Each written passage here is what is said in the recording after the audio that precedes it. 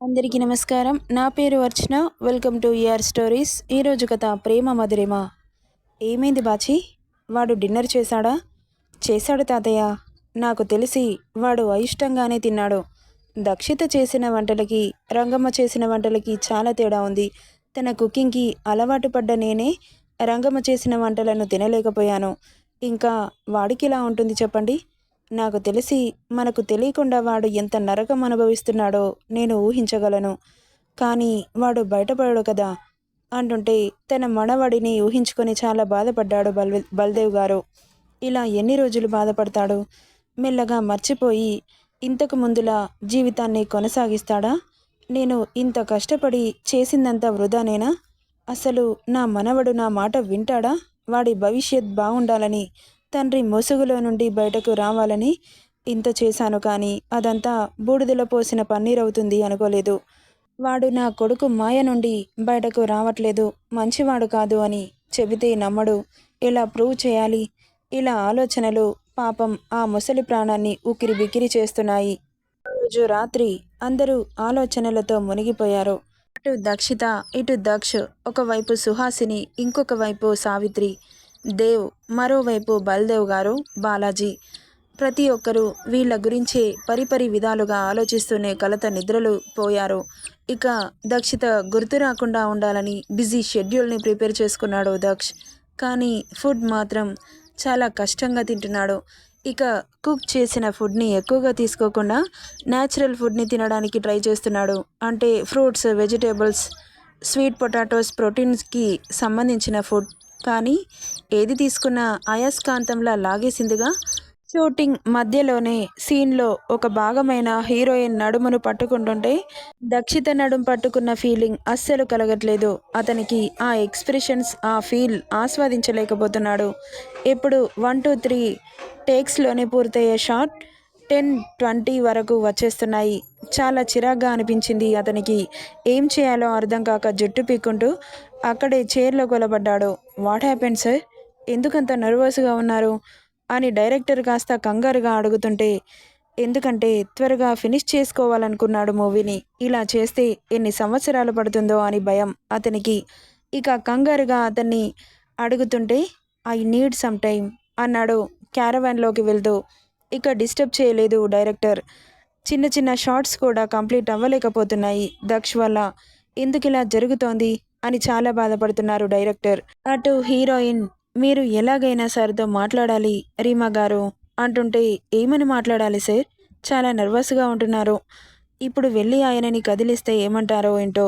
Please Reema గారు, మీ మీద సార్కి మంచి ఒపీనియన్ ఉంది అంటుంటే ఇక డైరెక్టర్ మరీ రిక్వెస్ట్ చేయడంతో సరే అనింది. క్యారవాన్లో ఉన్న దక్ష్ కళ్ళు మూసుకొని ఆమెతో గడిపిన క్షణాలు బాబుని ఉక్కిరిబిక్కిరి చేస్తుంటే అదే టైంకి అతని భుజం మీద చెయ్యి వేయడంతో దక్షిత ఆలోచనలో ఉన్న దక్ష్ రీమా చెయ్యి పట్టి మీదకి లాక్కొని ఆమెను కిందకి చేర్చి ఆమె మీద చేరాడు.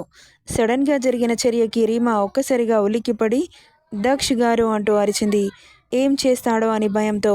ఆ ప్లేస్లో వేరే హీరోయిన్ ఉంటే ఖచ్చితంగా అడ్వాంటేజ్ తీసుకునేది. ఆమె వాయిస్కి ఇది దక్షిత వాయిస్లా లేదు అని గబుక్కున కళ్ళు తెరిచి అతి దగ్గరలో ఉన్న రీమాని చూసి ఒక్కసారిగా ఆమె మీద నుండి లేచి రీమాని ఏమాత్రం పట్టించుకోకుండానే, ఆమెకు సంజాయిషి ఇవ్వకుండానే అక్కడి నుండి వెళ్ళిపోయాడు. అతని ప్రవర్తనకి పిచ్చి చూపులు చూస్తోంది రీమా. దక్ష్ సార్కి ఏమైంది? అసలు ఎందుకు ఇలా బిహేవ్ చేశాడు? నేను ఇక్కడికి వచ్చినప్పటి నుండి చూస్తున్నా అతని బిహేవియర్ ఎప్పుడు చెడ్డగా లేదు. మొదటిసారి తనలా బిహేవ్ చేయడం. అసలేం జరిగింది అని ఆలోచిస్తూ, అయినా కనీసం సారీ కూడా చెప్పలేదు. బాబుగారిది అరగంట క్యారెక్టర్ అని అర్థమైంది రీమాకి. అవునులే, ఆయన సారీ చెబితే ఈగో హర్ట్ అవ్వదా? ముందే పిచ్చ యాటిట్యూడ్ పర్సన్. నేను వర్క్ చేస్తున్న హీరోలలో హీఈస్ ద సంథింగ్ స్పెషల్ అనుకుంటూ బయటకెళ్ళింది. ఏమైంది రీమా? దక్ష గారు ఏమన్నారు? సార్ మూడ్ బాలేనట్లుంది, వదిలేయండి సార్, రేపటి నుండి ఫ్రెష్గా స్టార్ట్ చేద్దాం అంటూ వెళ్ళిపోయింది. తల పట్టుకున్నాడు డైరెక్టర్. ఇక ఇంటికి అస్సలు వెళ్ళాలనిపించట్లేదు. ఇక అలా వెళ్తుంటే అలల సౌండ్కి ఉలిక్కిపడి చూశాడు దక్ష్. ఎందుకో ఏదో ఆత్మీయతలా అనిపించింది ఆ ప్లేస్. తెలియకుండానే అతని కార్ అటువైపు తిరిగింది. ఇక బీచ్లో ఆపి కార్ దిగి కార్ డోర్కి ఆనుకొని అలలని రెప్పవేయక చూస్తున్నాడు. అలా చూస్తుంటే ఎందుకో తెలీదు చాలా ప్రశాంతంగా అనిపించింది. నేనెందుకు ఇలా అయిపోతున్నాను అన్న ఆలోచన రాగానే ఒక్కసారిగా పిచ్చిగా మారిపోయింది. లైట్‌గా హెడేక్ రావడం మొదలైంది. ఎందుకంటే సరిగ్గా ఫుడ్ అందక బాడీ నీరసం ఆవహించింది. కార్ రూఫ్ ఎక్కి ఫేస్‌కి మాస్క్ ఉంది. బయటకు వెళ్ళేటప్పుడు ఖచ్చితంగా మాస్క్ ఉంటుంది. గుర్తించాలి. అలా పడుకొని వినీలాకాశాన్ని చూస్తూ అలా ఎంతసేపు గడిపాడో తెలీదు. దక్షిత రాకముందు తన జీవితం ఎలా ఉంది? ఇప్పుడెలా ఉంది? అని పోల్చుకుంటున్నాడు. ఇక్కడ దక్షిత ఊరికే ఇంట్లో ఉండి పిచ్చిదయ్యేలా ఉందని తనని తీసుకుని పొలం దగ్గరికి వెళ్ళాడు దేవ్. ఇక్కడికి ఎందుకు తీసుకొచ్చావన్నయ్య? ఇంట్లో ఉండి పిచ్చిదానివయ్యేలా ఉన్నావు. నీకెన్నిసార్లు చెప్పాలి బావ గురించి ఆలోచించకూడదని? నాకు చాలా బాధేస్తోంది తెలుసా? నన్ను అర్థం చేసుకోవా? ఇక ఇలా ఆలోచిస్తూ నువ్వు బాధపడుతూ నన్ను బాధ పెడుతున్నావు. ఒక్కసారి అన్నీ మర్చిపోయి నీ కడుపులో పెరుగుతున్న బేబీ కోసమైనా ఆలోచించు సిరి. సరిగ్గా తినట్లేదు, మాట్లాడట్లేదు, కలివిడిగా ఉండట్లేదు. ఏదో దిగులుగా, ఏదో కోల్పోయినట్లు ఇలా ఎన్ని రోజులుంటావు? పిచ్చి పడుతోంది నాకు. సరే, ఏదైనా తింటావా? మ్యాంగోస్ ఉన్నాయి, తీసుకురమ్మంటావా? ఈ టైంలో అవి తినాలనిపిస్తుంది కదా. బావా అంటూ వచ్చింది పర్ణిక. ఆమె పిలుపుకి ఇద్దరు తల తిప్పి చూశారు. సిరి, నువ్వెప్పుడొచ్చావు? అసలు ఇన్ని రోజులు ఎక్కడికెళ్ళావు? అని పరిగెత్తుకుంటూ వచ్చి ఆమెను హత్తుకోగానే రక్షిత నవ్వుతూ పనుండి బాంబే వెళ్ళాను. నువ్వెలా ఉన్నావే? అని అడిగింది. ఎలా ఉంటుంది? అత్త వండి పెడితే తిని దిట్టంగా ఉంటుంది. అదేంటి బావా అలా అంటావ్? అని ముద్దుగా అడుగుతుండే ఆమెను పట్టించుకోకుండా తోటలోకి వెళ్ళిపోయాడు. చూసావా సిరి, మీ అన్నయ్య ఎలా ఏడిపిస్తున్నాడో? అనగానే అమ్మా నాన్న కష్టపడుతుంటే సాయం చేయాలని లేదు కానీ తిని కుంభకర్ణుడి కజిన్ సిస్టర్లా గుర్రు పెట్టి పడుకుంటుంది పొద్దస్తమానం అని గుర్రుగా చూశాడు. అతనితో పాటు లోపలికెళ్ళిన పర్ణికని, నాకు పొలంలోకి వెళ్లాల్సిన కర్మేం పట్టలేదు బావా. నేను బ్రతుకున్నన్ని రోజులు కూర్చుని తిన్నా తరగని ఆస్తి సంపాదించాడు మా నాన్న అని పొగరుగా చెప్పింది. హా, ఈ వేషాలు చూస్తుంటేనే చంపి పాతరేయాలనిపిస్తుంది. ఒక్కసారైనా కష్టపడితేనే కదా తిండి విలువ, డబ్బు విలువ తెలిసేది. మనకి పనంటే బద్ద శత్రువు. ఇంకా ఎక్కడ చేస్తాం? పెళ్ళయ్యాక కూడా నీ మొగుణ్ణి వండి పెట్టమని చెప్పు. వండి పెడితే అదృష్టవంతురాలివి, చేపని తోమినట్లు తోమితే దురదృష్టవంతురాలివి అని వెటకారంగా నవ్వాడు. చూసావా సిరి ఎలా మాట్లాడుతున్నాడో? అయినా నా మొగుడివి నువ్వే కదా బావా. వేరే వాళ్ళని పెళ్లి చేసుకుని నేను అంతా కష్టపెట్టలేను. నువ్వే వంట నేర్చుకో, నాకు వండి పెట్టాలిగా. ఏయ్, ఏంటే ఎక్కువ పేలిపోతున్నావు? నీకు పడుకోబెట్టి సేవలు చేయాలా? అసలు ఈ మబ్బు మొహం దాన్ని ఎవడు పెళ్లి చేసుకుంటాడే? నీ ఫేస్కి అంత సీన్ లేదు. నేను పెళ్లి చేసుకోవాలనుకుంటే తెల్లవారుజామున లేచి ఇంట్లో పనులన్నీ చకచకా ఫినిష్ చేసి పొలం పనులకు వెళ్ళే అమ్మాయిని మాత్రమే చేసుకుంటాను. నీలాంటి సోమరిపోతును ఎవడు పెళ్లి చేసుకుంటాడు? అంటుంటే వీళ్ళ గొడవకి పిచ్చిలేసి అక్కడి నుండి వెళ్ళిపోయింది దక్షిత. రేయ్, ఏంట్రా ఎక్కువ చేస్తున్నావు?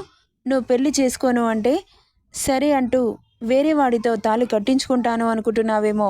నీకు మత్తు మంది ఇచ్చి ముందు ఫస్ట్ నైట్ చేసుకొని నా జీవితాన్ని నాశనం చేశాడని ఊర్లో వాళ్ళందరికీ చెప్పి నీ చేతులతో నువ్వే తాళి కట్టేలా చేసుకుంటాను. ఈ పర్ణిక అంటే తక్కువ అంచనా వేస్తున్నావేమో. ఈ రాయుగఢ్ని ఏలే యువరాణిని. నన్ను పెళ్లి చేసుకోవాలంటే అందరూ క్యూ కట్టాలి. అయినా నన్ను పెళ్లి చేసుకోవడం అంటే ఎన్ని జన్మల పుణ్యం చేసుకుంటే ఈ అదృష్టం దక్కుతుంది చెప్పు అంటున్న ఆమె మాటలకి గుడ్లు ఉరిమి చూస్తూ పట్టుకున్న కాలర్ని విసురుగా లాక్కొని పాపని ఒక్క తోపు తోసి ఇండెక్స్ ఫింగర్ చూపిస్తూ, ఏంటే తెగ రెచ్చిపోతున్నావు? ఎదవ పిట్ట మొహం వేసుకొని ఒకసారి అద్దంలో చూసుకున్నావా? నీ ఎంకమ్మ, పగలు చూస్తే రాత్రి కల్లోకొస్తావు. నిన్ను చూడ్డానికి లైన్లు కట్టాలా? ఈ ఊర్లో ఒక్కరిని నీ చుట్టూ తిప్పుకోవే, అప్పుడు నమ్ముతాను నువ్వు అందగత్తవని. అంటుంటే ఒక్కరిని కాదు 10 మందిని పడేస్తా. నీకేమైనా ప్రాబ్లమా? లేక ఈ ఊరి మొత్తాన్ని పడేస్తా అంటూ కళ్ళెగరేసింది. వెటకారంగా చూసి అక్కడి నుండి వెళ్ళిపోయాడు. బావా, ఒరేయ్ బావా అంటూ వెనక నుండి ఉప్పు బస్తా ఎక్కి, ఏంట్రా అలా వెళ్ళిపోతున్నావు? ఛాలెంజ్లో నేనే గెలుస్తాను అని భయమేస్తుందా? అంటుంటే పాపని కిందెత్తేసి గమ్మున పోయాడు. ఓరి దేవుడా, నా నడుము అంటూ అరిచింది. అదేంటన్నయ్య తనని అలా ఏడిపిస్తున్నావు? దాని గురించి నీకు తెలీదులే సిరి. పెద్ద అందగత్తెలా ఫోజ్ కొడుతోంది. దానికి అలాగే సమాధానం చెప్పాలి కానీ ఇదిగో మ్యాంగో అంటూ పంగినపల్లి మామిడి పండుని చేతిలో పెట్టగానే కళ్ళు మెరిశాయి తనకి. ఈ మ్యాంగోస్ బావ చేతులతో ఇస్తే ఎంత బాగుండేది అనిపించింది. ఏమింది సిరి అలా చూస్తున్నావు, తిను అన్నాడు. అన్నయ్య అంత ప్రేమతో ఇస్తే ఎందుకు కాదంటుంది. అందులో క్రేవింగ్స్ కూడా కావడంతో ఇష్టంగా కొరకగానే దాని తీయదనం పుల్లదనం మ్యాంగో స్మెల్ ప్యూర్గా ఆమెను మరింత టెంప్ట్ చేస్తుంటే ఇష్టంగా తినేసింది. చెల్లి అలా తింటుంటే అలాగే చూస్తుండిపోయాడు దేవ్. ఇక్కడ బాబు బీచ్లో ఎంతసేపు ఉన్నాడో తెలీదు. సూర్యభగవానుడు ఆ రోజుకి సెలవు తీసుకొని అస్తమిస్తున్న వేళ, పక్షులు గూటికి చేరుకుంటున్న వేళ, ఆకాశం సూర్యుని కిరణాలు లేక వెలవెలబోతున్న వేళ, అప్పుడే నేనున్నాను అన్న భరోసాతో చంద్రుడు చీకటిని చీల్చుకుంటూ ఉద్భవించిన వేళ, దక్ష్ అన్న పిలుపుకి తేరుకొని తల తిప్పి చూశాడు. ఇక్కడేం చేస్తున్నావురా? షూటింగ్కి కూడా ప్యాకప్ చెప్పి వచ్చేసావంట. ఏమైంది? పదా ఇంటికి వెళ్దాం అంటున్న బాలాజీ మాటలకి సమాధానం ఇవ్వకుండా ఏటో చూస్తున్నాడు. రేయ్ మాట్లాడరా, ఏమైంది? నా చెల్లి గుర్తొస్తుంది కదా అంటుంటే, నీ చెల్లికి జీవితాలని నాశనం చేయడం అలవాటే కదా, అందరికీ అదే అలవాటు అనుకుంటే ఎలా అంటూ కార్లో కూర్చున్నాడు. బాలాజీ డ్రైవింగ్ సీట్లో కూర్చుంటూ, తను మోసం చేసిందని నీ మనసుకు ఇంకా అనిపిస్తుందా ఏంటి? మోసం చేసే కదా ఇన్ని రోజులు నా ఇంట్లో తిరిగింది, నిజం దాచింది, కానీ నిన్ను మోసం చేయలేదురా. అవునా? ఇంకా ఎన్ని రీజన్స్ చెప్పి తనని వెనకేసుకొస్తావు నువ్వు? నేను నీ మరదల్ని అని చెప్పి ఇంట్లోకి వస్తే ఊరుకుంటావా? ఓహో, అందుకేనా ఇలా మోసం చేసి మంది కొంపల మీద పడి కుంపటి పెట్టాలనుకుంది? అది చెప్పే మాటలు అన్నీ నిజమనుకొని అని ఆగిపోయాడు. హా, నిజమనుకొని అన్నాడు. ఏం చెబుతాడా అని ఆతృతతో ఫాస్ట్గా పోనివ్వే, అటు కాదు ఇటు అంటూ స్టీరింగ్ని స్పీడ్గా తిప్పాడు. యాక్సిడెంట్ అవుతుందిరా, ఎందుకంత స్పీడ్గా తిప్పుతున్నావు? డ్రైవింగ్ రాకపోతే మూసుకొని పక్కన కూర్చో, అంతేకాని బిల్డప్ ఇవ్వకో అన్నాడు. ఇక బాలాజీ తల కొట్టుకుంటూ సరాసరి పబ్ పార్కింగ్ ప్లేస్లో ఆపాడు. ఇక కార్ డోర్ని కాలితో తన్ని సరాసరి లోపలికి వెళ్ళిపోయాడు దక్ష్. నీ ప్రవర్తనకి తల కొట్టుకుంటూ వెనకే వెళ్ళాడు బాచి. ఏంట్రా ఒక్కడివే వచ్చావు, నీ పిట్ట ఎగిరిపోయిందా అని వెకిలిగా నవ్వాడు ఇమ్రాన్. ఆ మాటకి వాడి పళ్ళు రాలి బయటపడ్డాయి. అదే టైంలో లోపలికొచ్చిన బాచి ఎదురుగా చూస్తున్న దృశ్యానికి గుడ్లు బయటకి పొడుచుకొచ్చాయి. రేయ్ ఏం చేస్తున్నావురా అని దక్షిని ఆపుతుంటే ఒక్క చూపు చూశాడు. అంత పవర్ఫుల్గా ఉన్న అతని చూపులకి భయపడి వదిలేశాడు. అతను పట్టుకున్న చేతిని, రేయ్ నన్నే కొడతావా అంటూ ముక్కులో నుండి నోట్లో నుండి రక్తం బొటబొట కారుతున్న ఆవేశంగా దక్ష్ మీదకి వెళ్తుంటే ఒక్కలో ఒక్కటిచ్చాడు. అసలే పిచ్చ ఫ్రస్ట్రేషన్లో ఉన్నాడు బాబు. ఊరుకుంటాడా? చంపి బారదొబ్బుతాడు. హలో బ్రో, ఏంటి ఇక్కడ గొడవ అంటూ వచ్చాడు అక్షయ్. మొన్న పాపని ఫ్లర్ట్ చేసిన అబ్బాయి అక్షయ్. అక్షయేనా? నాకు గుర్తులేదు పేరు, ఎవరికైనా గుర్తొస్తే చెప్పండిరా బాబు. ఆ రోజు షూటింగ్ స్పాట్లో మన దక్షితని ఇంప్రెస్ చేయడానికి ప్రయత్నించాడు కదా ఆ అబ్బాయి. తెలదిప్పి ఎవరా అని చూసిన దక్షకి ఎదురుగా అక్షయ్ కనిపించగానే ఫ్రస్ట్రేషన్ పీక్స్కెళ్ళింది. రేయ్ దక్ష్, నీ టైం అస్సలు బాలేదురా. ఏం చేస్తాం, తప్పదు, భరించాలి. ఏంటి బ్రో అలా చూస్తున్నావు, అతన్ని ఎందుకు అలా కొడుతున్నావు అనగానే వీడికో 4 పంచులు బోనస్గా ఇచ్చి వెళ్ళి తాపీగా తాగడంలో పడ్డాడు. పక్కన బాలాజీ మాత్రం ప్రేక్షక పాత్ర వహించాడు. ఇప్పుడు దక్షిణి కదిలిస్తే అగ్నిపర్వతం పేలుతుందేమోనని భయంతో, మళ్ళీ వాళ్ళకి పడాల్సిన పంచులు నాకు పడతాయేమోనని గమ్మున కూర్చొని దక్షికి కంపెనీ ఇచ్చాడు. నీతి సూత్రాలు వల్లించకుండా.